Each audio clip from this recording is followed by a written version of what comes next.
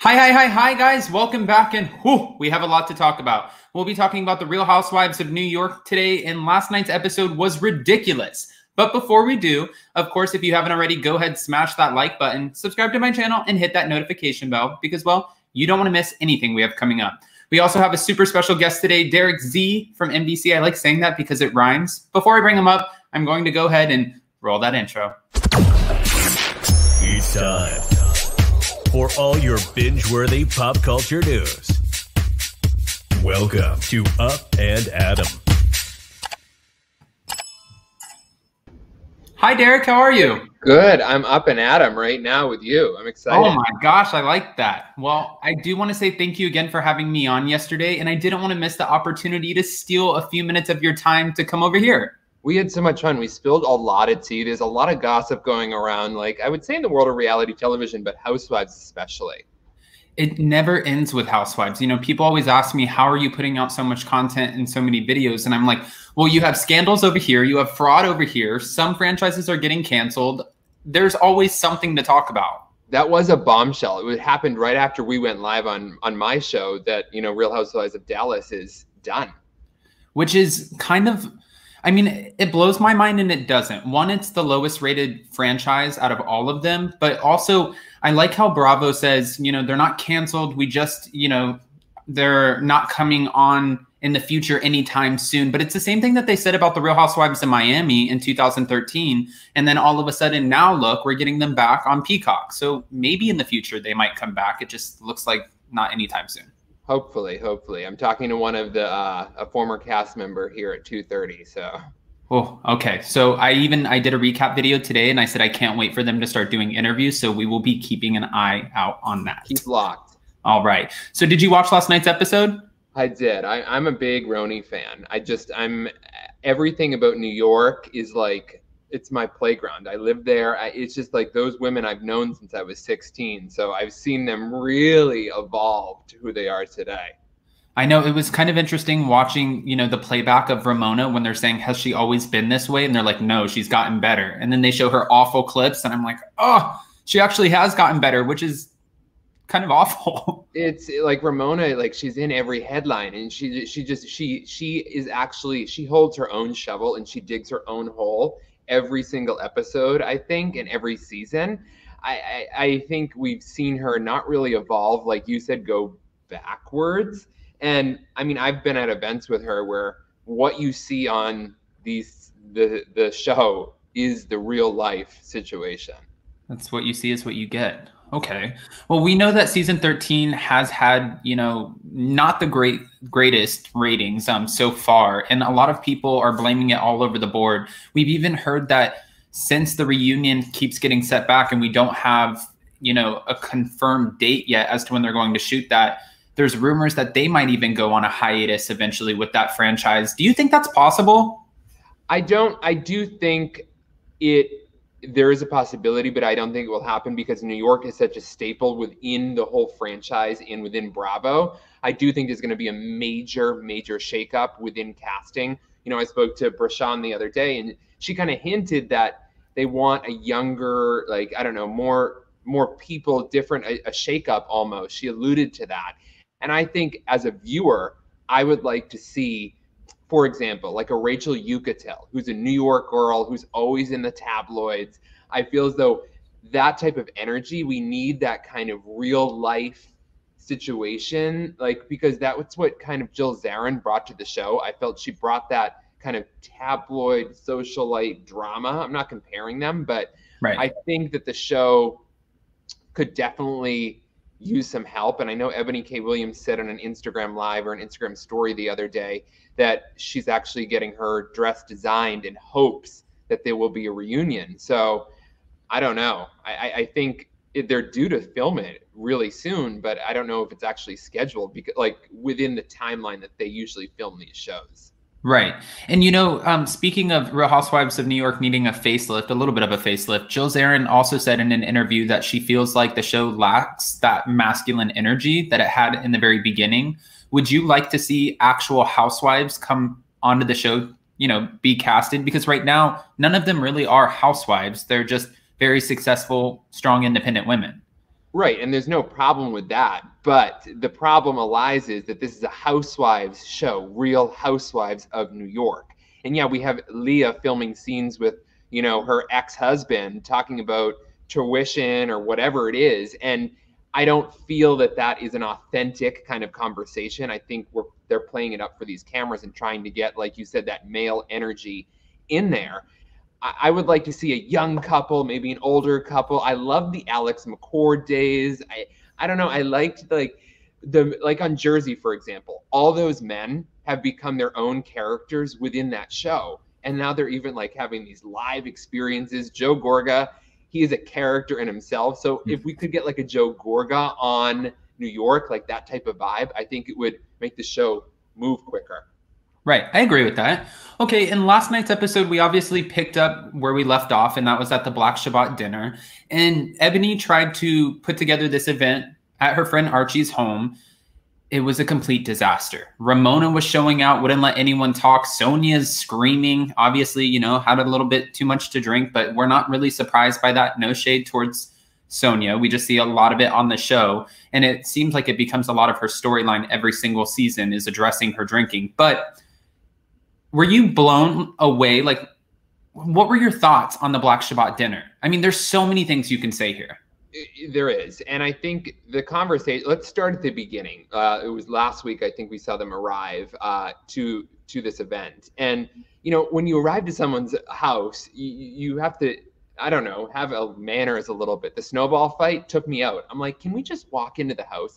I wanted to just, let's get in there. We're here for an experience. We're here supporting our friend Ebony. Let's be respectful. So that's how we started out. And then now we get inside. Sonia walks all over. She's like, I'm going to go put this here. Ramona has her thing. And I think there is so much, like you said, could be said and can be said about the situation. But I think Ramona, she's just her. Like when she removed herself and went into that kitchen and started eating and was like, I'm hangry. And it's like, yeah, here we go. She's in the kitchen eating. And who does that? Just wait for your meal. And then the host, the woman, I'm not sure of her name, but was Archie. She was so confused that Ramona was in the kitchen. And they had some conflict last week. Did you see like them kind of go at it, like a little bit of a drama situation? So I think, yeah, I don't know, Ramona. And then LUANN going into the kitchen trying to get her back, and then LUANN saying, oh, this was better than a show or something. No, it's dinner. It's not a show, LUANN. So sit down. It's not a cabaret, LUANN. When she ever said that, I'm like, why? Why do you have to say that? Just be in the moment, listen and enjoy.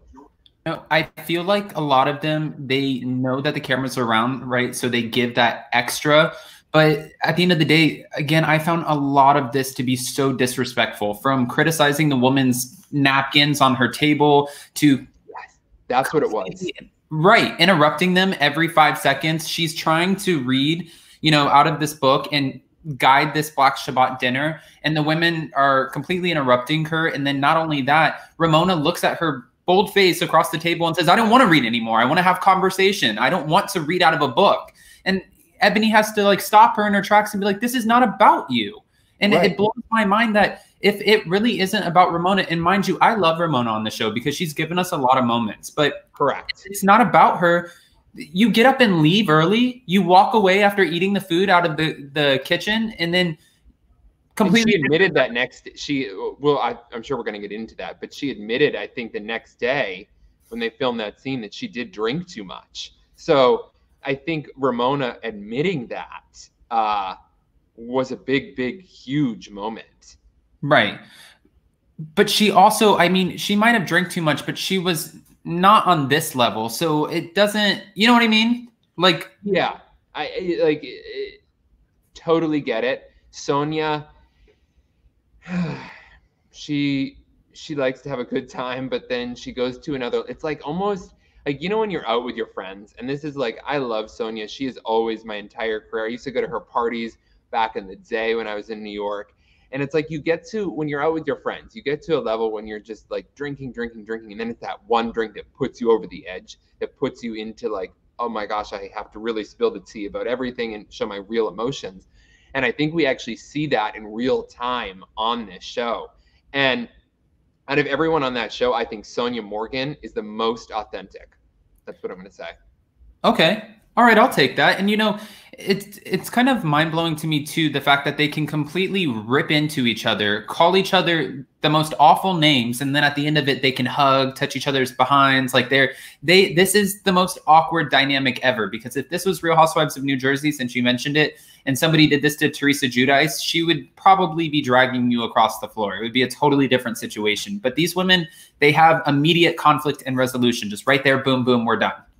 Which I think as people in real life, do we do that? I don't. I think I do that with some of my friends where I'm like, let's fight it out, let's hash it out. But right after, I might need like 24 or 48 hours. Right. So I don't know. I think Ebony is trying, and she's trying to like be in this group. She's trying to be in the moment, and I think she's trying her best with these women, I believe. Okay, I agree to that. And, you mentioned the snowball fight, which was kind of like, let's get it moving, let's get into the house. But then at the end of it, Sonia pees in the driveway, which is completely disrespectful. Can we talk about this? Go ahead. Like, what are you doing, Sonia? And they did that flashback situation. What are you doing? Calm down. And I think, like you said, going to the bathroom in someone's driveway, it's like, why? Why is this happening? When they're guiding you to the bathroom, they're literally like, the bathroom is right here. And she's like, nope, I'm going to pop a squat right here. But I do have to say, most people that are watching are probably like, she does that for the cameras, or she does this. I 100% do not believe that. I think that is Sonia. And that's why I say I believe she's probably one of the most authentic on this franchise, because you mic her up and she goes. And that's what makes for the best reality TV star. Out of everyone, I think I feel the most bad for this woman right here, Archie, obviously. But I just couldn't imagine if Archie went over to the townhouse and then she went right on the stairs, the front steps, and she was like, okay, well, my turn. I'm going to pee on your step. Like, I can't. And let's talk about how much effort that this woman put in to host these women. She obviously knew who they were, who doesn't?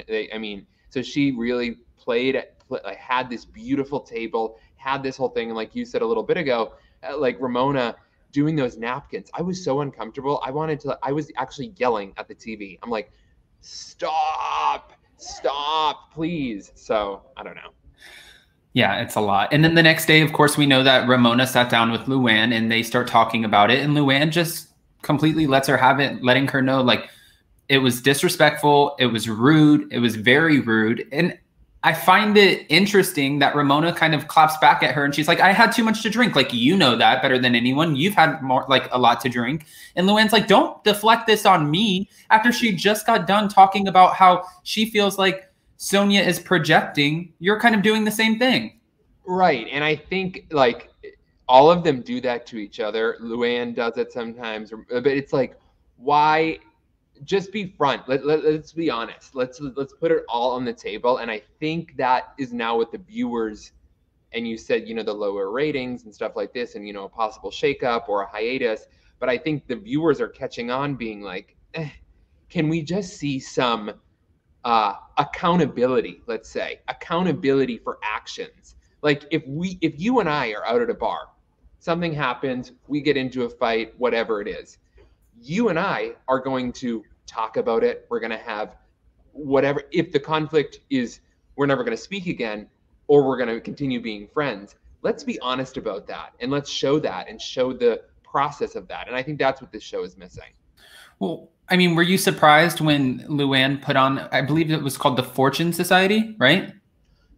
Mm-hmm. Okay, when she had these women come in and then she's letting them tell their stories about how they came out of prison and how they're, changing their lives, which was nice. It was nice to see right, that LUANN still participates in all of this. And then it was almost as if, and this is not a Ramona bashing session, I'm just talking about the episode, but it was almost as if Ramona did not learn from the dinner the night before because the woman is trying to talk about her experience and why she went to prison, went to Rikers, and Ramona keeps cutting her off. And Ebony and LUANN are looking at each other like, this is... And I think it was amazing that LUANN brought Ebony because Ebony's law background and everything like that. I think that was such a real moment for having Ebony there. LUANN, when are you going to learn? Do not invite Ramona to situations like that because it's going to put not only LUANN in a situation, but it's also going to put Ebony in a situation because they're all there together as friends. So right. You have to, they don't think beyond them, and you have to start thinking, I think they have to start thinking beyond like their group. Think about your group. Think about who's surrounding you. And Ramona, she continues to do it. It's a continuous situation, but I do think that she has the ability to learn, and I think she has the ability to change. It's just going to take a lot of work. But I mean, that whole situation, I mean, with Dorinda, remember that event like years ago when Dorinda was like, it's important, or like that famous meme that they're at an event or something. When she kept cutting off the woman. Correct. And they kept saying her name wrong. Yeah. And it's like, Ramona, I know Ramona, she loves attention, but this is not your moment. Let other people shine. You will continue to shine. Trust me. Right. And then when she goes across the table and she's like, you know, Ebony and I, like, we get it. We're aligned. Like, LUANN, you just don't have any mind depth. And LUANN's like, the hell is mind depth? What are you talking about, mind depth? I don't even understand what that means. Ramona's like, you know what I mean. Oops, I said too much. And it's like, no, you said exactly what you wanted to say, but now it's easy to just kind of retract and be like, oh, I let my mouth kind of, I put my foot in my mouth. Oops. Did we think it's true? And I think the Zoom situation at dinner with Leah, I'm like, why? Just announce that she's not there. Right. And we've done a lot of this where we're adding her into situations and it's like, she's obviously quarantining. I thought it was completely rude at the Black Shabbat dinner when I understand that she wanted to, sing the prayer, but also at the end of the day, that's one thing I have to agree with Ramona on probably. They kept on having to interrupt the dinner. She's screaming. She's, like, I can't see. I feel like I'm so small on this table. And it just didn't make sense. It's like, okay, you're quarantining. Just miss the scene. You can miss the moment. I feel like Leah, she wants to continue to have moments. And as we're talking about her because she was on Zoom, and we're going to continue talking about her because she creates these moments. And I'm going to highlight the word creates these moments. Right. If someone asks me, whatever, I'm not a fan of Leah, but I don't know. Don't come at me, guys. But I think that whole Zoom situation was not a good play. No, and if you think about it, I've been reading a lot of the comments. We were introduced. Well, Bershan was introduced to us later in the season. And then now we've gone the last 2 episodes and we haven't heard anything from her, which we know she's obviously being paid episodically. So she's not getting paid from it. And we're not seeing her, but yet we're seeing Leah on a Zoom call, which means she is getting paid for it. It just kind of blows my mind a little bit. I wish Bershan was at that event. And I know Ebony didn't invite her because of an attendance thing, probably because of COVID, but I don't know. That may have been a shady moment. But I would have liked to have Bershan there because I think she would have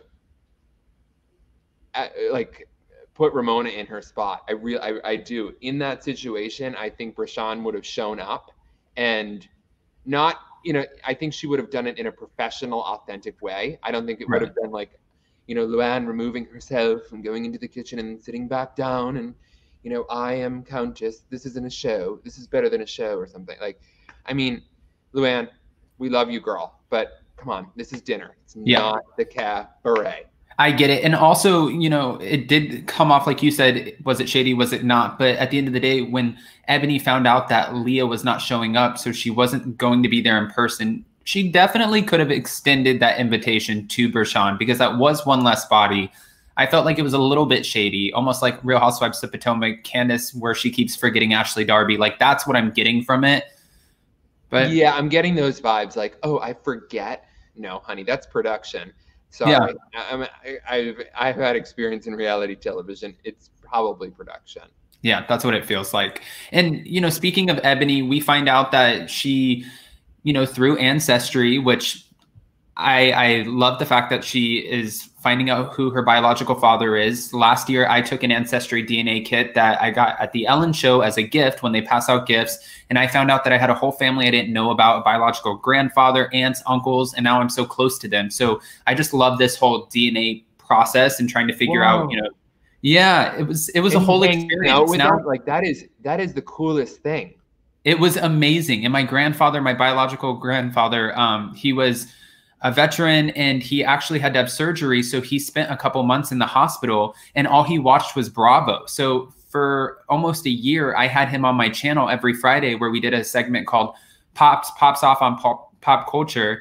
And we would give 100% of the proceeds back to the vets. Now he's had 5 mini strokes and it's not necessarily the same, but we've just had and created so many memories. And that's why I feel like I can relate to it a little bit. And I'm super excited to see. And I love when the woman was like, so there's these 3 men, they're all brothers. And I think one of them is your father. I'm pretty sure. And then she starts going through the age and the timeline of it. I hope we get to meet this man. I hope, even though this should be a special moment for her, it would be a great moment for camera, for us to see, since we've been a part of this journey with her. I agree. And I think the whole ancestry, like finding, like I worked with a medium, Maureen Hancock, for years. And she does this, like she reads people and the connection that you can make with people, and then what can change in your life and how you can, like for you, that's an incredible story. And I hope we get to find out something at least of Ebony and follow that journey. Cause I like you, I'm very interested around that kind of stuff. Yeah, exactly. And, you know, I don't mean to kind of get too far off the path here, but I do want to kind of circle back to Leah for a second, because we did not only see her on FaceTime, but we got to see her, you know, on camera as well after she was done quarantining, and her ex shows up. Like you said, it's not the same energy as if the women, you know, the rest of the women, like when Jill had Bobby or, you know, something like that. But her ex did show up to film, and they start talking about these expensive private schools in the process. I didn't know this was such a big deal and how expensive these private schools were, but $60,000 a year to send your kid to high school, almost $250,000, $250,000 to put your kid through high school. Is that just normal, or do you find it to be a little insane? That is crazy. I mean, I wasn't a schoolboy. Like I went to public school, but me too. Yeah. So, I mean, I can't talk about prices, but I can say that, like I said before, that I wish we were having different conversations, because I don't think a lot of people can relate to a conversation about having to pay for their child's high school for $60,000 a year. Most people are worrying and saving up for what their kids are going to do after college, after high school, which leads to college, and they're saving up for that. So I think a better conversation would probably have been college, but not high school. Don't you think that? Yeah, definitely. And then if you think about it too, I'm sure there are people who are watching this because it was going on during COVID, and they're like, I'm just trying to fight to keep my lights on. And it 100%. seems a little tone deaf, even though it's her, you know, this is what she wants to do. She says she works so hard to, you know, put her kid in the best situations, and she only has one daughter. So good for her. I get that. But also it does, you know, you have to think there's a lot of families who are watching this right now and they're like, is my cable going to get shut off today? No, didn't get shut off today. All right, I'm watching RHONY. You know what I mean? Right. And like, let's kind of have those conversations, because most of those women, you know, they are wealthy, but like Sonia, for example, I was watching an interview she did with Josh Flagg, which was very revealing. If anyone hasn't seen it, I think it's on his like podcast or his Instagram, whatever. And for $1 Million Listing, of course. And she revealed a lot of things about her life and like the struggles that she has, and, you know, how much money she actually brings in. So these women, they do have real life struggles like we all do, on how, you know, we're going to pay for something, you know, am I going to have enough money for this? And those are real life struggles, and we're on Real Housewives. So I think seeing more of that would be cool. Right. No, I agree with that. And then you also said another thing at the beginning, which we've seen a lot of this season. A lot of people are not loving Leah. And Andy Cohen even said, I've never seen the audience flip so fast on a cast member that they loved one season, and now she comes back and they're all like, nope, we're done with her. And she's using, and I don't want to say using, but her storyline is the fact that she's converting to Judaism. And then I don't know, aside from her sobriety journey, what else her storyline is. Do you think that she has longevity on this franchise? No. Okay. I don't, and I know people were like, oh, they're going to build a show around her and bring other people in and she'll be the Bethany. I thought that last year. I'm going to admit it. I thought it last year. But when I saw, and this is where I can see, I know a lot of these reality stars. I've been in the game a long time. When you start getting glam, like being late, you have this whole crew around you, season 2. I knew it right then. When we started seeing that stuff, I said, this is a no-go situation. And do I think she has longevity? Glam was the indicator? What, the glam? Like the hair and makeup that she would get? Like she'd always, like, you know, in the Hamptons and stuff like this. I don't know. That was my indicator of like, you're new still. Let's slow it down. So I don't know. I think No, and Andy was asked at Watch What Happens Live about what he thinks the future holds for the cast and would they be eliminating anyone from the cast. And he said, if anything, I think the audience is asking for more people to come back. This was when Dorinda was on his show. Do you think it was a mistake getting rid of Dorinda, putting her on pause? I watched an interview she did with, I think, Entertainment Tonight yesterday or something, and she revealed that, and this is a point that she brought up, is like, it would have been great for the girls to be at Bluestone Manor, and like during COVID, they could have all kind of been there. She used like, it's a familiar place for the viewers, which it's true. It's familiar to us. We know what it is. We know what we're going to get. I think everything works out for a reason. I think she probably wouldn't have like wrote this book, worked on new things. And I think sometimes when people step away from a show like that, it takes a lot of work to film these shows. People don't get it.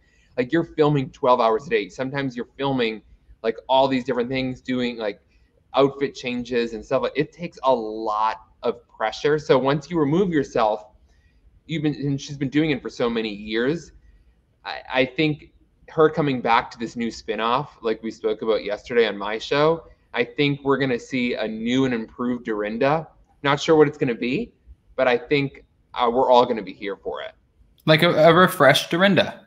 Yeah, and that's what we need, because Dorinda is so fun, and I feel like we could all be around her and hang out at her Bluestone Manor, which you can now through Airbnb, which is amazing. But yeah, I think that, and I'm happy Jill Zarin is going to be a part of that. And yeah, I think they need like a younger crowd in New York. I want Rachel Yucatel. I'm going to keep saying that.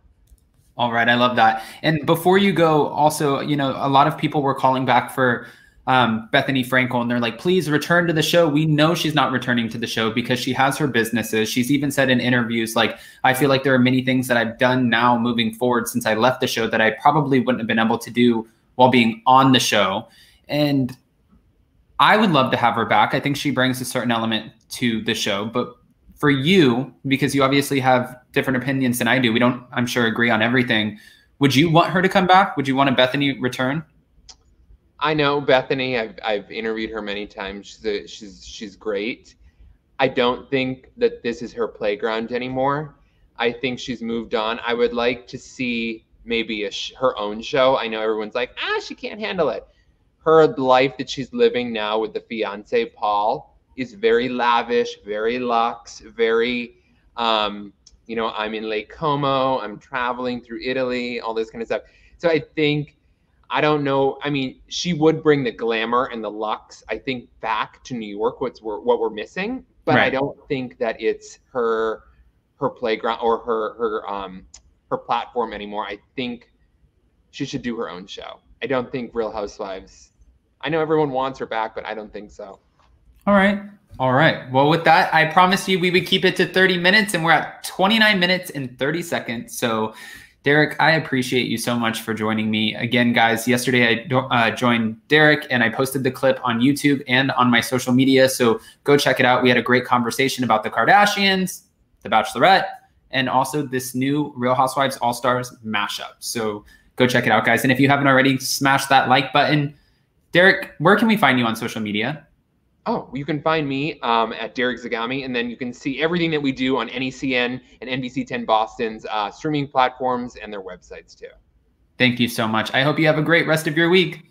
You too. Bye. All right. Bye, Derek. All right, guys, for sure, go check out Derek Zagami. And also, I will be posting his social media handles and where you can find him right in the description of this video. So that'll be awesome. You have to check him out. He covers everything. And I didn't realize until we jumped on together how busy this man actually is. He's all over the place. So you have to give him credit for that. And also, you know, we do have another really important live coming up tomorrow, The Real Housewives of Beverly Hills, with a very special guest. I'm not going to ruin that, but you're going to want to tune in at 12 p.m. Eastern Standard Time. I promise you, they have a lot of inside information. This one's going to be good. Bye, guys.